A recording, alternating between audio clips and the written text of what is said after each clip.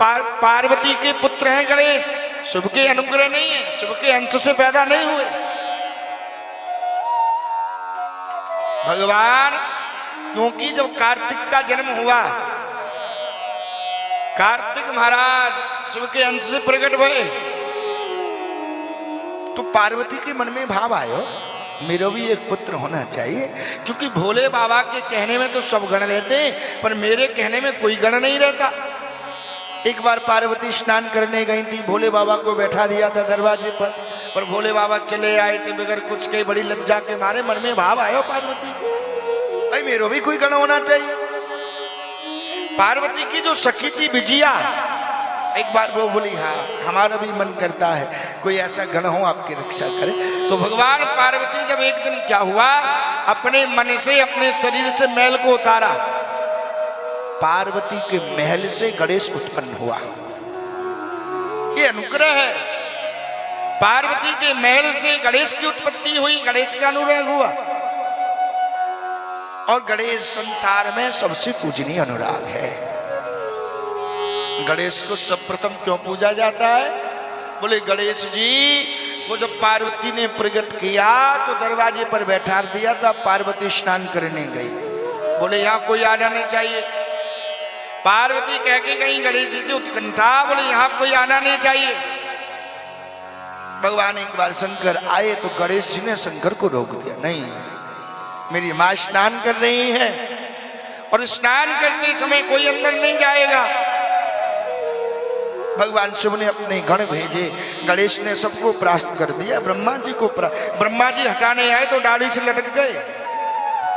विष्णु जी आए, भगवान शिव भी क्रोधित होकर के आए। कथा बहुत बड़ी है, बहुत समय तक युद्ध भी चला है। जब नहीं माने गणेश, जब भगवान माने विष्णु को भी परास्त कर दिया, शिव को गुस्सा आया, गुस्सा में आकर के गणेश जी के इस सर को अलग कर दिया, काट दिया। ये बात पार्वती को पता लगी। पार्वती रोती रोती आई, आपने मेरे गणेश को मार दिया। पार्वती गुस्सा में हो गई, क्रोध में भर गई, श्राप देने लगी, हे देवताओं तुमने अपनी भलाई के लिए कुछ न कुछ नए उपाय निकाले। विभाव का दर्शन। गणेश पार्वती क्रोधित हो गई, देवताओं को श्राप दे दिया, मैं श्राप देती हूँ आज के बाद देवताओं की स्त्रियां बांझ हो जाएंगी। मैं श्राप देती हूँ स्त्रियों बांझ हो जाएंगे, घंटा हो जाएंगे। पार्वती के श्राप को सुनकर के देवता घबरा गए। देवता दौड़े दौड़े आए, चरणों में गिर गए। पार्वती आप प्रसन्न हो, एक जगदम्बा, हे पराम्बा, हे सती, हे पार्वती, हे जगदम्बा अनुग्रह करें।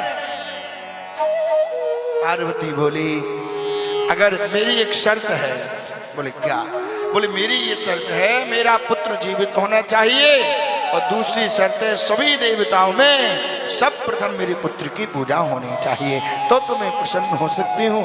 शंकर जी ने आदेश कर दिया, जाओ उत्तर की ओर जाना, उत्तर की ओर से जो भी आ रहा उसका सर काट करके ले आओ। उत्तर की ओर गए, सामने से हाथी आ रहा था, बढ़िया भगवान हाथी आ रहा था, हाथी के सर को काट लाए और आकर के आज शिव ने उस गणेश के इस गर्दन को हटा के जो कटी थी उस पर स्थापित कर दिया, जल जिगर के मंत्र शक्ति को प्रकट कर दिया। गणेश जी ऐसे उठ करके बैठ गए जैसे कोई सो करके उठा हो। ये अनुग्रह भगवान का है। बोलो राधे राधे, जोर से बोलो ना, जोर से बोलो राधे राधे। तो गणेश जी की पत्नी रिद्धि सिद्धि का अनुराग है। गणेश जी बड़े अद्भुत ऐसे उठ करके बैठ गए जैसे कोई सो करके उठा। ये भागवत में कथा नहीं है, ये शिव पुराण में बड़ी विस्तार कथा है। मौका मिलेगा तो सोना में जरूर शिव पुराण कहने का अवसर प्राप्त होगा सभी के सहयोग से। हर हर, जोर से बोलो बाबा जी, हर हर महादेव। भगवान गणेश जी की पत्नी रिद्धि सिद्धि आई है, अनुराग आया है। रिद्धि सिद्धि पूरी बेल रही है, गणेश जी सेक रहे, सीता जी परोस रही है, अगस्त मुनि खा रहे हैं। भोजन करते करते करते करते 16 दिन हो गए। 16 दिन करते करते हो गए, 17वां प्रारंभ हुआ। सीता जी आकर